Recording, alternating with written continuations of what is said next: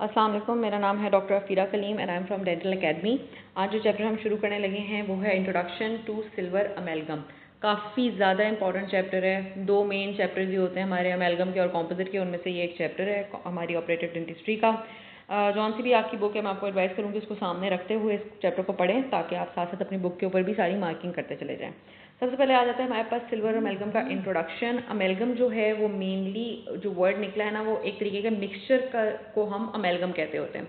तो यहाँ पे किस चीज़ का मिक्सचर होता है? आपके silver tin alloy plus mercury के मिक्सचर को हम डेंटल अमेलगम या सिंपली अमेलगम कह रहे होते हैं। ये एक मेटालिक फिलिंग होती है और ये एक पॉलीक्रिस्टलाइन रेस्टोरेटिव मटीरियल। उसके अलावा कहते हैं जो अब करंट अमेलगम यूज़ हो रहा है उसके अंदर सिल्वर टिन और कॉपर के एलॉयज यूज़ हो रहे होते हैं, plus small amount of zinc भी इसके अंदर एडेड होती है। अच्छा, अब कहते हैं कि विद टाइम जो है अमेलगम का जो यूज़ है वो डिमिनिश हो गया है। उसकी क्या वजह है? उसकी वजह ये है कि अब पेशेंट्स को ज़्यादा एस्थेटिक रेस्टोरेटिव मटीरियल्स अवेलेबल होते हैं, जैसे कि कॉम्पोजिट हो गया, GIC हो गया। ये टूथ कलर्ड मटीरियल्स होते हैं, ज़्यादा एस्थेटिक हैं, पेशेंट्स अब वो यूज़ करना पसंद करते हैं। दूसरा इसकी वजह क्या है, क्यों नहीं यूज़ होता कि अब जो न्यू मटीरियल्स आते हैं जैसे कि GIC और कॉम्पोजिट, उनको टूथ में प्लेस करने के लिए आपको मिनिमली इन्वेजिव आपने टूथ के अंदर प्रिपरेशन करनी होती है। अमेलगम की प्लेसमेंट के लिए अभी हम आगे पढ़ेंगे। आपको बहुत ज़्यादा टूथ स्ट्रक्चर रिमूव करना होता है, क्योंकि हमें मिनिमम थिकनेस में अमेलगम रिक्वायर्ड होगा, तभी जो अमेलगम है उसकी स्ट्रेंथ जो है वो मेंटेन रहेगी। मतलब आपको एटलीस्ट 2 mm तक का अमेलगम जो है ऐड करते हैं, तभी आपका जो अमेलगम है वो स्टेबल रहता है, फ्रैक्चर नहीं करता। जबकि कॉम्पोजिट का ऐसा नहीं है। कॉम्पोजिट थोड़ी अमाउंट में भी डालेंगे तो यानी कि अपने दांत को थोड़ा सा भी आप रिमूव करेंगे, उसके अंदर कॉम्पोजिट डालेंगे, कॉम्पोजिट जो है वो टिक जाता है। तो आगे जाके जो मटीरियल्स अब यूज़ हो रहे होते हैं एस्थेटिक रेस्टोरेटिव मटीरियल्स, वो मिनिमली इन्वेजिव नेचर के होते हैं, तो इसलिए अब अमेलगम कम यूज़ हो रहा है। उसके अलावा कहते हैं इसके अंदर मरकरी एडेड होता है, जिसकी वजह से चांसेस होते हैं कि मरकरी जो है वो टॉक्सिसिटी कॉज करवाए, तो इसलिए भी अब ये वाला जो मटीरियल है इसको अवॉइड किया जाता है। स्टिल कहते हैं नेवरदलेस आपका जो सिल्वर अमेलगम है ये फॉर मेनी ईयर्स यूज़ होता आ रहा है, क्योंकि इसके काफ़ी सारे एडवांटेजेस भी होते हैं। अब क्यों ये ज़्यादा टाइम तक अभी भी यूज़ होता आ रहा है, वो ये है, इसकी वजह कहते हैं जो डेवलपिंग कंट्रीज़ होती हैं वहाँ पे अभी तक ये जो मोर एस्थेटिक मटीरियल्स हैं, जो ज़्यादा सोफिस्टिकेटेड मटीरियल्स हैं, उनका यूज़ जो है वो भी प्रॉपरली अवेलेबल नहीं हुआ, क्योंकि उसके लिए जो रिसोर्सेज रिक्वायर्ड होती हैं वो सारी डेवलपिंग कंट्रीज़ में अवेलेबल नहीं है, तो वहाँ पे अभी तक अमेलगम ही यूज़ हो रहा है। उसके अलावा फर्दर कहते हैं अमेलगम जो है वो कोर बिल्डअप के लिए यूज़ किया जा सकता है for extensively damage teeth. Core buildup क्या होती है? यानी कि अगर आपका दांत सराउंडिंग से फुल टूट चुका हुआ है तो उसके ऊपर किसी किस्म का क्राउन लगाने के लिए हम एक बेस, एक फाउंडेशन, एक कोर बिल्ड करते हैं, जिसके ऊपर देन जाके क्राउन बैठ सकता है। ठीक है, तो उसकी कोर बिल्डिंग के लिए भी ये अमेलगम यूज़ हो रहा होता है। और लास्ट में इसके अंदर कहते हैं कि ये तब भी यूज़ हो रहा है क्योंकि इसकी जो प्राइस है वो काफ़ी कम है, प्लस इसका एक और एडवांटेज ये है कि सेकेंडरी केरीज जो हैं, यानी कि दोबारा फिलिंग की सराउंडिंग में केरीज जो हैं, वो सराउंडिंग अमेलगम जो है वो कम रिड्यूस होती हैं, कम दोबारा से लगती हैं एज़ कम्पेयर टू अगर आपको कोई कॉम्पोजिट की फिलिंग है। तो जो भी आपके हाई रिस्क पेशेंट केरीज के होते हैं उनके लिए अमेलगम जो है वो ज़्यादा बेहतर होती है, क्योंकि अमेलगम की सराउंडिंग में सेकेंडरी केरीज की डेवलपमेंट नहीं होती। तो ये वजह है कि क्यों अभी तक स्टिल आपका जो अमेलगम की फिलिंग्स हैं वो यूज़ होती आ रही हैं। अच्छा, अब नेक्स्ट इसके एडवांटेजेस आ जाएंगे। एडवांटेजेस भी कुछ इसी तरीके से हैं। सबसे पहले तो ये कि it is easiest of all restorative materials to manipulate. इसकी मैनिपुलेशन बहुत ईजी है और इसकी वर्किंग भी बहुत ईजी है। मतलब इसकी वर्किंग कैसे होगी कि जब इसको मैनिपुलेट करते हैं तो ये एक प्लास्टिक फॉर्म में, प्लास्टिक स्टेट में ये बन जाता है। इसको आप टूथ के अंदर प्लेस करते हैं, देन उसको कार्व वगैरह करते हैं और ये टूथ के अंदर सेट हो जाता है। ठीक है, जबकि कॉम्पोजिट के अंदर you have to prepare the tooth, जिसके अंदर आप टूथ को एच करते हैं, देन आप उसके ऊपर प्राइमर लगाते हैं, उसकी आइसोलेशन का बहुत ज़्यादा ख्याल रखना पड़ता है, उसको प्लेस करके उसको क्योर करना होता है। ठीक है, कॉम्पोजिट के बहुत सारे स्टेप्स होते हैं, जबकि सिल्वर अमेलगम के स्टेप्स बहुत ईजी हैं।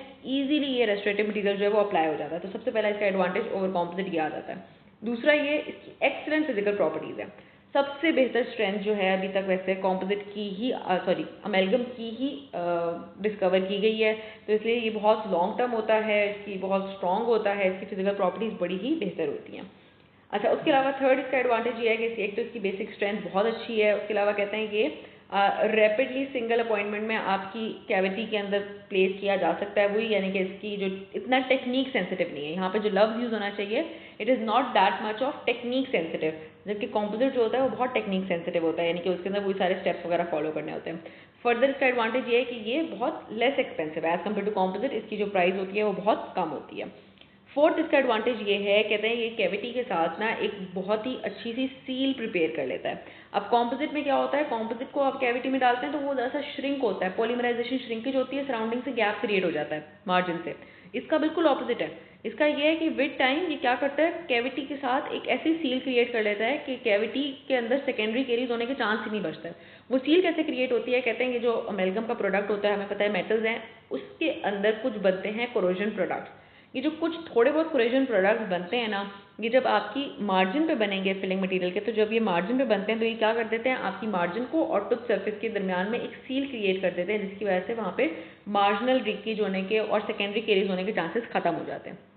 तो ये इंटरफेस के ऊपर अमेलगम के कोरोजन प्रोडक्ट्स बने हैं कैविटी मार्जिन के दरमियान में, तो क्या हुआ, एक इफेक्टिव बैरियर क्रिएट हो गया अगेंस्ट रिकरेंट कैरीज। ठीक है। उसके अलावा कहते हैं कि हम कुछ सीलिंग एजेंट्स भी अपनी कैविटी के अंदर प्लेस कर सकते हैं before placing the amalgam filling. ये सीलिंग एजेंट्स कौन से होते हैं, ग्लूमा डिसेंसिटाइजर या G5 prior to amalgam placement is indicated. ठीक है। तो ये इसके कुछ एडवांटेजेस हैं, आपने सिर्फ इनके नेम्स याद करने हैं ताकि आपको अगर क्वेश्चन के अंदर आता है, और ये क्वेश्चन आता होता है इनके ऊपर, तो आप इसके ऊपर सिर्फ नेम्स से आपने इसके क्वेश्चन के अंदर इसका आंसर लिखना है, फुल डिटेल वगैरह नहीं इसकी इतनी को पढ़नी। इसके बाद हमारे पास आ जाती है classification of amalgam, again very important topic जिसके ऊपर क्वेश्चन आ सकता है। अमेलगम को हम 3 बेसिक वेज में क्लासीफाई कर रहे होते हैं। Number 1 on the amount of copper content, conventionally low copper alloy होते हैं, मतलब low amount of copper added होती है। उसके अलावा हाई कॉपर एलॉयज हो सकते हैं, हाई कॉपर एलॉय के अंदर भी फर्दर एडमिक्स एलॉयज या यूनिकॉम्पोजिशनल एलॉयज हो सकते हैं। एडमिक्स और यूनिकॉम्पोजिशनल क्या होते हैं उसको समझने के लिए हम नेक्स्ट पे आ जाते हैं। फिर आ जाता है हमारे पास amalgam based on alloy particles geometry and size. तो अब जो ज्योमेट्री होती है वो 2 टाइप के हो सकते हैं आपके एलॉय पार्टिकल्स, जो आपका पाउडर होता है। ठीक है। पहली बात तो ये याद रखनी है, अमेलगम जो है वो आपको पाउडर फॉर्म में और लिक्विड फॉर्म में मिलता है। पाउडर जो होता है वो मेटेलिक पैलेट्स का पाउडर होता है। ठीक है। इसको आप मिक्स करते हैं लिक्विड के मरकरी के लिक्विड के साथ। ठीक है। जब आप मरकरी के लिक्विड के साथ इस पाउडर को, मेटेलिक पाउडर को मिक्स करते हैं तो आपके पास एक प्लास्टिक मैस बन जाता है, जिसको आपने अपनी प्रिपेयर्ड कैविटी के अंदर डालना होता है एंड देन उसकी आपने कार्विंग वगैरह करनी होती है। अच्छा, मैं क्या बताई थी कि जो पाउडर होता है मेटेलिक का, ये या तो लेथ कट की फॉर्म में हो सकता है। लेथ कट एलॉयज वो होते हैं जिनको आप एक लेथ जो है एक मशीन होती है जिसके अंदर आप क्या डालते हैं, आपके जो भी ये एलॉय होगा सिल्वर, कॉपर और आपकी ये टिन का एलॉय का एक पार्टिकल होगा। ठीक है। एक पैलेट होगी। ठीक है। उसको जब आप लेथ कट पे डालते हैं तो वो क्या कर देता है, इसको ग्राइंड करके छोटे छोटे पार्टिकल्स में ले आता है। अभी जो ग्राइंड होकर जो पार्टिकल्स प्रोड्यूस होते हैं, ये पार्टिकल्स बहुत ही इर्रेगुलर साइज के होते हैं। ठीक है। कुछ की शेप बिल्कुल डिफरेंट किस्म की शेप्स होंगी सबकी, तो इनको हम कहते हैं लेथ कट एलॉयज। अब ये जो कट्स हो सकते हैं ये रेगुलर साइज के हो सकते हैं, फाइन साइज के हो सकते हैं या माइक्रो फाइन हो सकते हैं, यानी कि बिल्कुल ही छोटे छोटे पार्टिकल्स होंगे। दूसरे हमारे पास एलॉयज का ज्योमेट्री आ सकती है स्फेरिकल एलॉयज। ये जो जैसे नाम बताता है, हर एलॉय जो पार्टिकल, हर पाउडर जो पार्टिकल होगा वो स्फेरिकल होगा, इन राउंड फॉर्म होगा। ठीक है। अब एडमिक्स्ड कौन से एलॉयज होते हैं, एडमिक्स्ड एलॉयज वो होते हैं जिसके अंदर lathe cut plus spherical alloy दोनों एडेड होते हैं, तो वो जो मिक्सचर दोनों का ज्योमेट्री का बन जाता है उसको हम एडमिक्स कह रहे होते हैं। अब इससे हमें ऊपर वाली बात समझ आ गई कि हाई कॉपर एडमिक्स एलॉय भी हो सकता है और हाई कॉपर यूनिकॉम्पोजिशनल एलॉय भी हो सकता है, यानी कि एक ही कॉम्पोजिशन होगी, या तो वो लेथ कट सारे पार्टिकल्स होंगे या तो सारे स्फेरिकल पार्टिकल्स होंगे।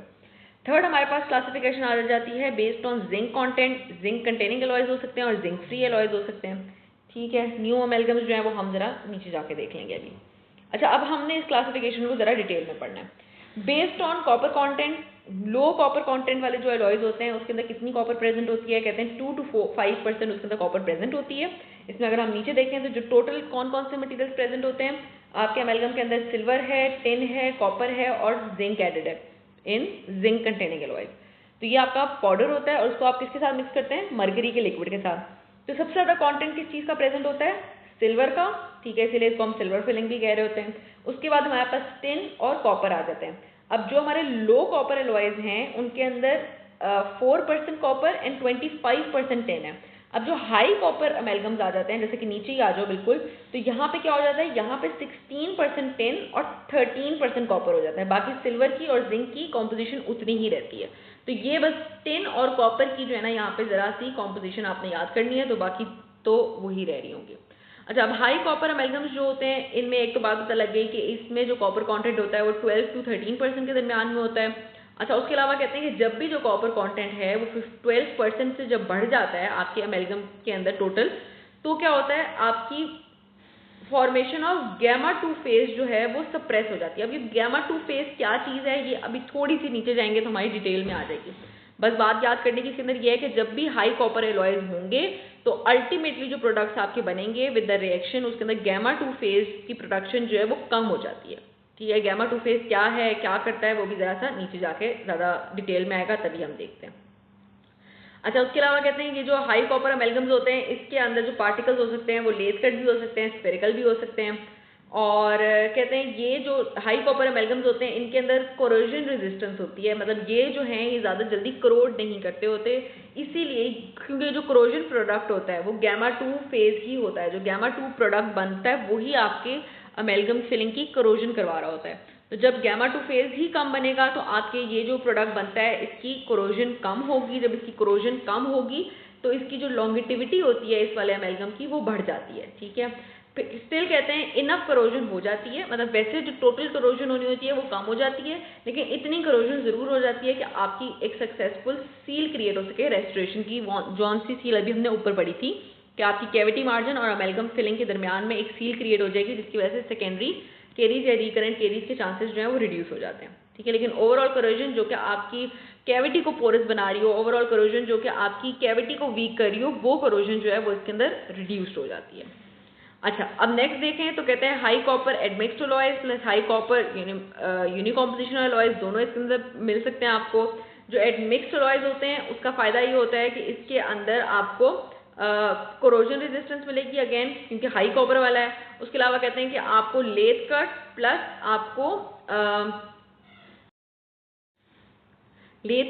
आपको silver spherical silver copper alloy जो है वो इसके अंदर मिल रहा होगा। ठीक है, यानी कि दोनों चीजें मिक्स हो गई हैं। यूनिकॉम्पोजिशन में तो सिंगल कॉम्पोजिशन आ जाती है। अच्छा, अब ऊपर देखेंगे जो तीनों चार कॉम्पोनेंट्स होते हैं आपकी इसके कॉपर अमेलगम के, इन सब के क्या क्या फंक्शंस होते हैं। जो सिल्वर होता है वो आपकी अमेलगम को स्ट्रेंथ प्रोवाइड कर रहा होता है। ठीक है, उसके बाद जो टिन होता है वो आपकी एक्सपेंशन प्रोवाइड करता है आपकी इस फिलिंग मटेरियल को। कॉपर जो है वो अगेन स्ट्रेंथ प्रोवाइड करती है और आपको कोरोजन रेजिस्टेंट बनाती है। और जो जिंक होता है वो एक तरीके का डीऑक्सीडाइजर होता है। जिंक की भी अभी डिटेल नीचे आएगी तो हमें पता लगेगा जिंक का फंक्शन इन डिटेल। अच्छा, नीचे आते हैं based on alloy particle geometry. तो अभी मैंने आपको बताया जो लेथ कट एलॉयज होते हैं उनकी ग्राइंडिंग होती है। ठीक है, लेथ पे, तो जब उनकी ग्राइंडिंग होती है लेथ पे तो क्या बन जाता है, लेथ कट पार्टिकल्स बन जाते हैं। अब ये किसकी ग्राइंडिंग होती है, ingot of alloy. Ingot of alloy क्या होता है, एक तरीके से एक एलॉय की ब्रिक है। एक जब आप उसको ग्राइंड करते हैं लेथ के ऊपर तो जो पार्टिकल्स बनेंगे वो इररेगुलर इन शेप बनेंगे, जैसे मैंने भी आपको बताया था। किस तरीके के कट्स हो सकते हैं, रेगुलर, फाइन, माइक्रोफाइन। ये जब आप इन सारे पार्टिकल्स को पैक करते हैं तो कहते हैं relatively large amount of mercury, यानी कि ज़्यादा अमाउंट ऑफ लिक्विड आपको रिक्वायर्ड होता है ताकि आप इन लेथ कट पार्टिकल्स को एक दूसरे के साथ पैक कर सकें, इनको एक तरीके से एक दूसरे के साथ जोड़ सकें। ठीक है, तो जब भी आपके लेथ कट एलॉयज यूज होंगे तो उसके अंदर आपको मर्करी की अमाउंट यानी कि लिक्विड की अमाउंट ज़्यादा डालनी पड़ेगी ड्यूरिंग ट्रिचुरेशन। ट्रिचुरेशन क्या होता है, मिक्सिंग।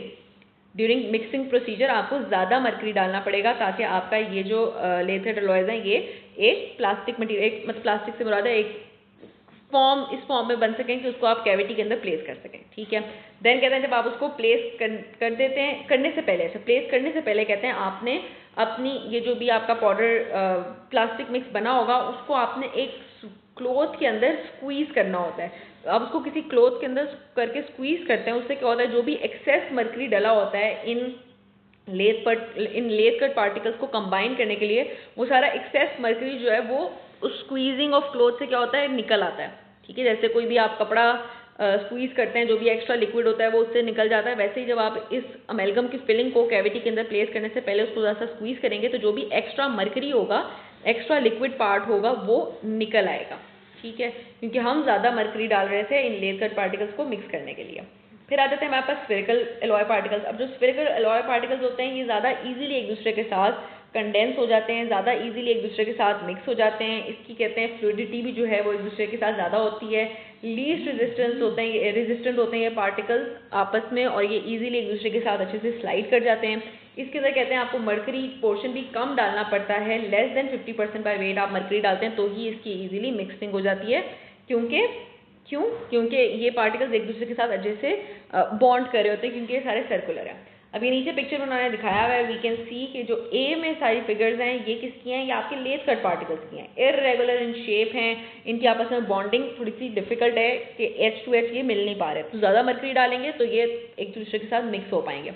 जबकि जो स्फेरिकल हैं, ये स्फेरिकल सारे आपस में एक दूसरे के साथ अच्छे से बॉन्ड किए हुए होते हैं, तो इसके अंदर आपको कम मरकरी डालना पड़ता है। ठीक है, तो ये हमारे पास। अच्छा, नेक्स्ट आ जाते हैं एडमिक्स पार्ट।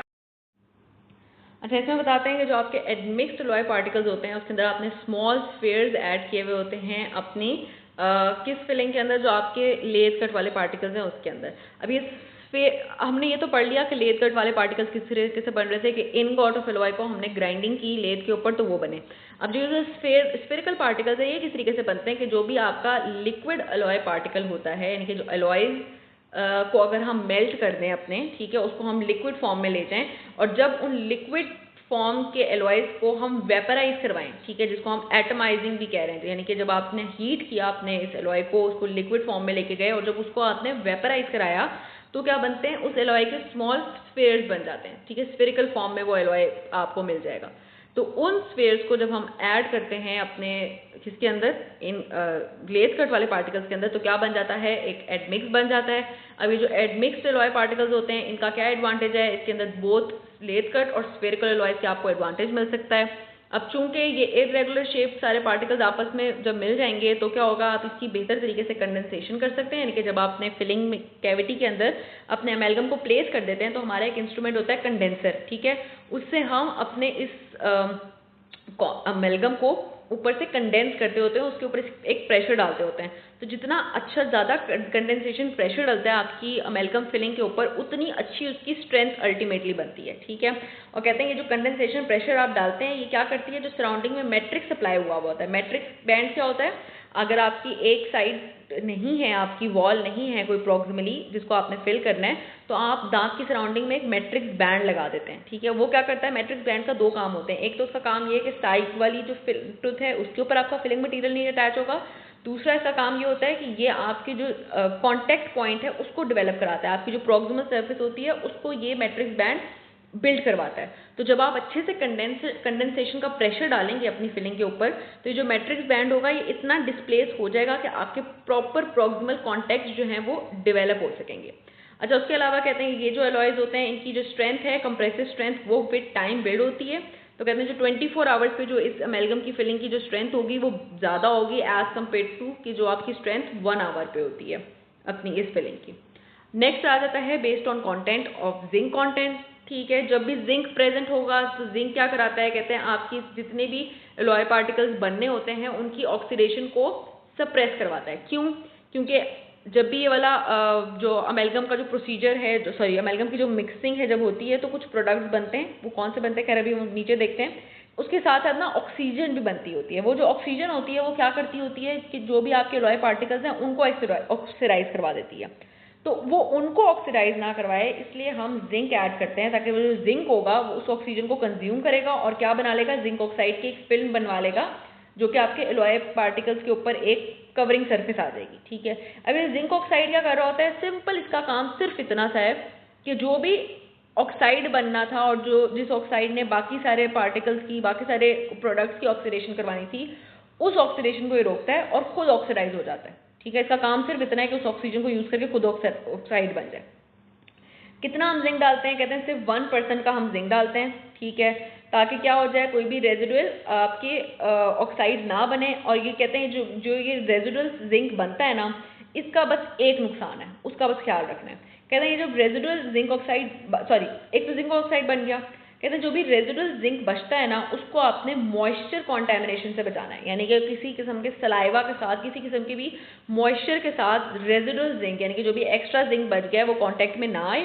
क्योंकि कहते हैं अगर ये रेजिडुअल जिंक आपके मॉइस्चर के साथ कांटेक्ट में आ गया तो वो एक प्रोडक्ट बनाता है हाइड्रोजन गैस। अब हाइड्रोजन गैस जो है वो क्या कराती है, आपकी उस फिलिंग के अंदर, अगर अमेलगम के अंदर हाइड्रोजन गैस प्रोड्यूस हो जाएगी तो वो क्या करवाएगी, उस फिलिंग को एक्सपेंड करवाएगी, ठीक है, जिसको हम कहते हैं डिलेड एक्सपेंशन या सेकेंडरी इंप्रेशन। अब इमेजिन करो कि आपके टूथ के अंदर कोई फिलिंग पार्टिकल डला हुआ है और वो विद टाइम एक्सपेंड हो रहा है, तो वो क्या करेगा, आपके दांत के ऊपर प्रेशर डालेगा, आपकी वॉल्स को, दांत की कैविटी वॉल्स को क्या करेगा, एक तरीके से उनके ऊपर प्रेशर डाल के उनको वीकेंड अप करेगा।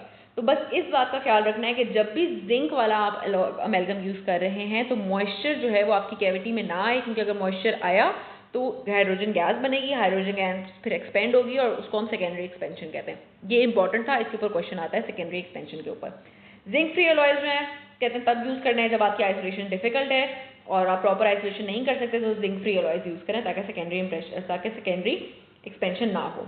न्यूअर अमेलगम्स कौन से हैं, न्यूअर अमेलगम्स वो हैं जिनके अंदर मर्करी टॉक्सिसिटी की वजह से हम मर्करी फ्री या लो मर्करी अमेलगम्स यूज़ कर रहे होते हैं। यहाँ पे गैलियम और इंडियम के अलॉयज जो हैं वो यूज़ हो रहे होते हैं। मोस्ट कॉमनली सबसे ज़्यादा कौन सा अमेलगम यूज़ हो रहा होता है, कहते हैं admixed high copper zinc containing alloy जो है वो हमारा यूज़ हो रहा होता है, ठीक है। बस इसमें से इतनी बात याद करने वाली है। नेक्स्ट आ जाते हैं setting reaction of amalgam, again an important topic, थोड़ा सा समझने वाला। सेटिंग रिएक्शन को समझने के लिए हम देख लेते हैं कि ये आपका जो है ना कुछ इस तरह का रिएक्शन हो रहा होता है कि ये आपका एलॉय पार्टिकल, पाउडर पार्टिकल है, ये आपका लिक्विड है मरकरी का, ठीक है। जब आपने इन दोनों को मिक्स किया तो ये आपके फाइनल प्रोडक्ट बनते हैं। अभी जो फाइनल प्रोडक्ट्स हैं ये क्या हैं, इसके अंदर ये जो छोटे छोटे गोल गोल नजर आ रहे हैं ये एक्चुअल में आपका एक प्रोडक्ट बना होता है, किसके रिएक्शन से, मरकरी के और एलॉय के रिएक्शन से। और ये जो बीच में आपको नजर आ रहे हैं ये पार्टिकल्स क्या होते हैं, ये आपके रेजिडुअल एलॉय पार्टिकल्स होते हैं, यानी कि वो एलॉय पार्टिकल्स जो कि आपके मरकरी के साथ मिक्स नहीं हुए और एक्स्ट्रा आपकी कैविटी, आपकी अमेलगम के अंदर रह गए हैं।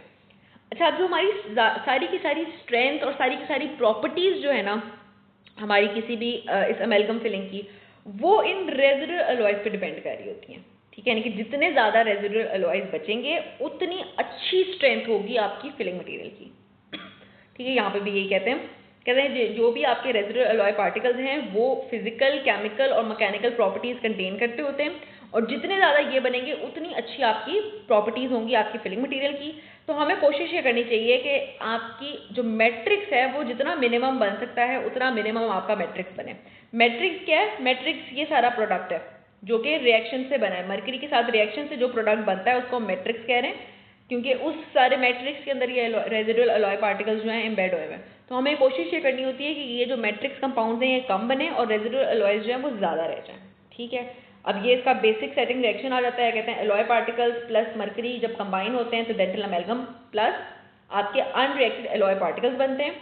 उसके अलावा कहते हैं कि ये जितनी लार्ज एक्सेस में आपके सिल्वर टिन एलॉय पार्टिकल्स रह जाएंगे, क्योंकि उसी का मिक्सचर आप कर रहे थे, वही पाउडर था, उतनी अच्छी आपकी क्या होगी, उतनी अच्छी आपकी स्ट्रेंथ होगी। और कहते हैं हमें सिर्फ एक माइनर पोर्शन चाहिए होता है अपनी मरकरी का, कहते हैं उस मैट्रिक्स का हमें सिर्फ एक माइनर पोर्शन ही चाहिए होता है सराउंडिंग दिस एलॉय पार्टिकल्स, ताकि हमारी जो स्ट्रेंथ है वो अच्छी रहे।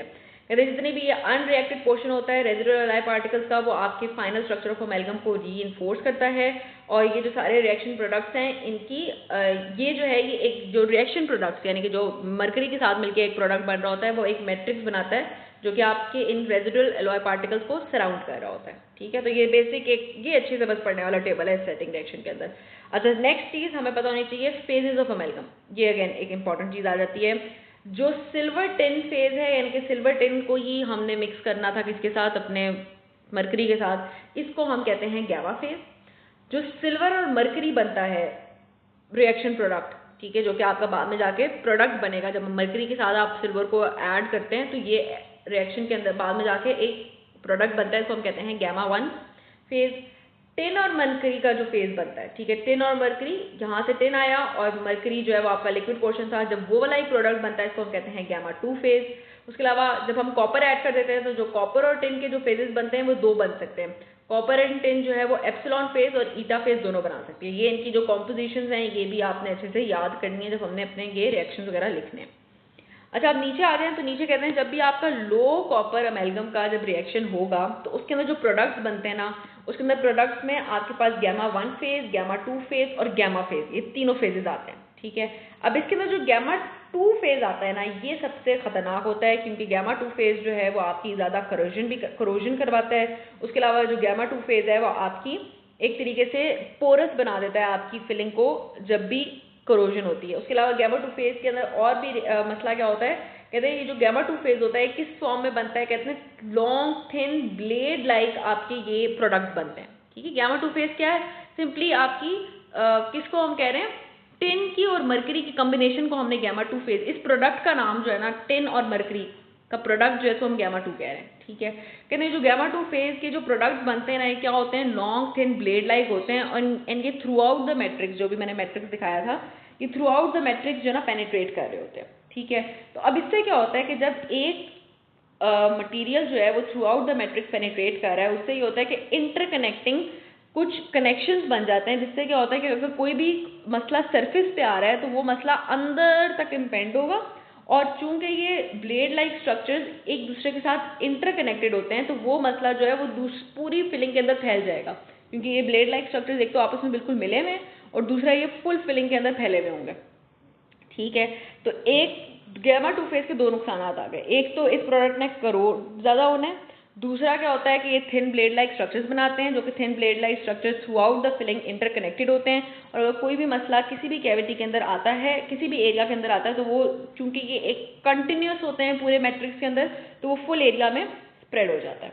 ठीक है, अच्छा दूसरा आगे यही बता रहे हैं कि ये प्रोन टू करोजन होता है, जब करोजन हो जाती है तो आपकी जो अमेलगम होती है वो पोरस और स्पॉन्जी हो जाती है, जिसकी वजह से उसकी मैकेनिकल रेजिस्टेंस जो है वो वीक हो जाती है।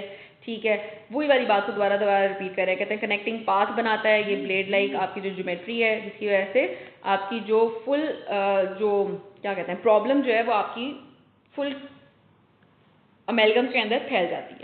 अब इसको कंपेंसेट करने के लिए हमने इंट्रोड्यूस करवाया हाई कॉपर अमेलगम्स। अभी जो हाई कॉपर अमेलगम्स होते हैं इनका काम क्या होता है, कहते हैं ये जो एक्स्ट्रा कॉपर होती है ना, ये आपके सारे टिन के साथ रिएक्ट कर जाती है और आपके पास इतना टिन बचता ही नहीं है कि वो गामा टू फेज बना सके। गामा टू फेज टिन और मरकरी था, ठीक है, तो टिन और मरकरी बनेगा ही नहीं, क्योंकि टिन सारा का सारा एक्स्ट्रा कॉपर के साथ रिएक्ट कर जाएगा और कॉपर टिन फेज यानी कि वो जो आपका एप्सिलॉन और ईटा फेज है वो बन जाता है। अब कहते हैं जो गामा टू फेज जब एलिमिनेट हो जाता है तो आपकी जो फिलिंग रिजल्टेंट फिलिंग होती है उसकी स्ट्रेंथ भी अच्छी हो जाती है और उसके अंदर लेस क्रीप होगी। क्रीप क्या होती है ये भी हम नीचे जाकर डिटेल में पढ़ेंगे। क्रीप एक तरीके की डिफॉर्मेशन होती है अमेलगम की विद स्ट्रेस, ठीक है, इसकी डिटेल अभी नीचे आएगी। उसके अलावा कहते हैं कि आपके इम्प्रूव्ड एज स्ट्रेंथ आ जाता है, क्योंकि वो इंटरकनेक्टिंग ब्लेड लाइक स्ट्रक्चर्स इसके अंदर प्रेजेंट नहीं होते, तो आपकी जो स्ट्रेंथ है अमेलगम की वो बढ़ जाती है। उसके अलावा कहते हैं कि जहाँ पे जो भी अनरिएक्टेड प्रोडक्ट बनते हैं, जो गामा फेज था, जो कि सिंपल गामा फेज था, नॉट गामा 1 नॉट गामा 2, जो कि आपका अनरिएक्टेड सिल्वर और टिन का था, वो कहते हैं यहाँ पे एक मेजर कॉम्पोनेंट रहता है और वो हमें पता है जितना ज़्यादा होगा, हमने भी ऊपर पढ़ा है, जितना ज़्यादा अनरिएक्टेड प्रोडक्ट रह जाएगा बीच में वो उतनी ज़्यादा आपकी फिलिंग की स्ट्रेंथ जो है वो बेहतर हो जाएगी। ठीक है, कहते हैं जो गामा फेज होता है और जो गामा 1 फेज होता है ये क्या होते हैं, ये कोरोजन रेजिस्टेंट होते हैं, ये कोरोजन नहीं करवाते। गामा 1 फेज कहते हैं ज़्यादा कोरोजन कराएगा किससे, गामा फेज से, लेकिन गामा 2 से कम। ठीक है, तो गामा फेज ने बिल्कुल कोरोजन नहीं करवानी, गामा 1 फेज ने थोड़ी कोरोजन करानी है, लेकिन जो गामा 2 फेज था वो तो बहुत ज़्यादा कोरोजन करवा रहा था, जो कि हमारे इस मोर कॉपर वाले फेज के अंदर जो है ना वो ख़त्म हो जाता है। ठीक है, अब इसके अंदर हमें पता है दो तरह के होते हैं, एक हाई कॉपर एडमिक्स एलॉयज और हाई कॉपर यूनिकॉम्पोजिशन एलॉयज। अब ये दोनों अलग से इसलिए पढ़ने क्योंकि दोनों के रिएक्शन अलग है। अब बस हम रिएक्शन पे आ जाते हैं। सारी बात हमने इसकी डिटेल पढ़ लिया। याद करने वाली बात क्या थी, रिएक्शन, और वो कोरोजन वाली बातें ज़रा से अच्छे से याद करनी है। अब रिएक्शन क्या होता है, पहले हम रिएक्शन पढ़ते हैं अपने conventionally low copper amalgam alloys का। यहाँ पे क्या होता है, गामा यानी कि सिल्वर प्लस टिन का रिएक्शन हुआ मरकरी के साथ, कोई कॉपर यहाँ पे मेंशन नहीं होगी। ठीक है, तो बनता क्या है, बनता है गामा 1 फेज, गामा 2 फेज और गामा अनरिएक्टेड गामा। ठीक है, ये चीज़ें बन गई। अब इस गामा 2 फेज को खत्म करने के लिए हमारे पास आ गए high copper alloys. High copper alloys का रिएक्शन, दो तरह के रिएक्शन आएंगे यहाँ पे पढ़ने वाले, एक आते हैं एडमिक्स एलॉयज के और एक आते हैं यूनिकॉम्पोजिशनल एलॉयज के। दोनों पढ़ने हैं, दोनों याद करने हैं। जो एडमिक्स्ड एलॉयज के हैं वो 2 स्टेप में होता है हमेशा, और जो यूनिकॉम्पोजिशनल होता है वो 1 स्टेप में हो रहा होता है। ठीक है, फर्स्ट स्टेप में क्या होता है, आपका गामा रिएक्ट करता है आपकी सिल्वर प्लस कॉपर एलॉय के साथ, ठीक है, और प्लस मरकरी के साथ। ठीक है। जब इनका रिएक्शन होता है तो बनता है आपके पास गामा 1 फेज, गामा 2 फेज और अनरिएक्टेड प्रोडक्ट्स। ये सारे आपके वो वाले अनरिएक्टेड प्रोडक्ट्स हैं जो कि ये वाले अनरिएक्टेड प्रोडक्ट्स हैं, ठीक है। अब इसका रिएक्शन यहाँ पे रुकता नहीं है, ये 2 स्टेप्स में होना है क्योंकि हमने गामा 2 को ख़त्म करना है। फिर ये रिएक्शन जो है दोबारा से होता है, गामा 2 फेज रिएक्ट करता है आपके फर्दर सिल्वर और कॉपर के साथ और क्या बनता है, अब बनता है गामा फेज, ईटा फेज और वही अनरिएक्टेड प्रोडक्ट्स ऊपर वाले, ठीक है। तो ये रिएक्शन है आपके हाई कॉपर एडमिक्स्ड एलॉयज का जो कि 2 स्टेप्स में हो रहा है और जो ये गामा 2 फेज था वो दोबारा से कॉपर के साथ रिएक्ट करके गामा 1 और ईटा फेज बना लेता है और बाकी आपके अनकंज्यूम्ड पार्टिकल्स रह जाते हैं। जबकि जो आपके unique compositional high copper amalgam alloys हैं, यहाँ पे क्या होता है, यहाँ पे ये होता है, ये सारा जो स्टेप है वो एक ही ये जो सारा जो प्रोसीजर है ये एक ही स्टेप के अंदर हो जाता है। यहाँ पे सिल्वर, टिन, कॉपर एक ही कंपाउंड के अंदर एडेड है, प्लस मरकरी के साथ जब रिएक्ट किए तो क्या बना, गामा 1 फेज, ईटा फेज और अनरिएक्टेड प्रोडक्ट्स, ठीक है। बड़े सिंपल से रिएक्शन है, 1-2 दफ़ा लिखोगे तो याद हो जाएंगे, कोई ऐसी इसके अंदर कोई लंबी चौड़ी साइंस नहीं है, इजी सी बातें हैं सारी है। अच्छा, नेक्स्ट आ जाते हैं, कितनी रेशो में आपने इनको एलॉयज को मिक्स करना होता है। कहते हैं जितना लेस मरकरी होगा उतनी बेहतर आपकी फाइनल रेस्टोरेशन आती है, उतनी ज़्यादा कोरोजन रेजिस्टेंट आपकी रेस्टोरेशन बनेगी। तो यूजली कहते हैं low mercury to alloy mixing ratios आपने रखनी होती हैं। ईम्स की टेक्निक में और no squeezing technique, cloth technique के अंदर स्क्वीजिंग क्लॉथ टेक्निक क्या थी वो मैंने अभी आपको समझा दी हुई है। क्या रेशो आपको रखनी चाहिए, 1/1 रेशो रखनी चाहिए फॉर लेस कट एलॉयज, ठीक है। यानी कि 50-50% आप पाउडर डालेंगे, 50% आप मरकरी डालेंगे। अच्छा, उसके अलावा कहते हैं जब आप स्फेरिकल एलॉयज यूज़ करेंगे तो आपकी ये जो 1:1 है ये उससे भी कम हो जाती है, यानी कि उसके अंदर आपने मरकरी कंटेंट और कम डालना होगा। वो मैंने अभी आपको ऊपर बताया था कि जब स्फेरिकल एलॉयज एक दूसरे के साथ अच्छे से बॉन्ड बना लेते हैं तो आपको मरकरी कंटेंट और कम डालने की जरूरत पड़ती है, ठीक है। तो 50% से भी कम आपका मरकरी डलेगा in spherical alloys unique compositional particles. तो वैसे याद करने के लिए 1:1 आपने याद रखनी है, ठीक है।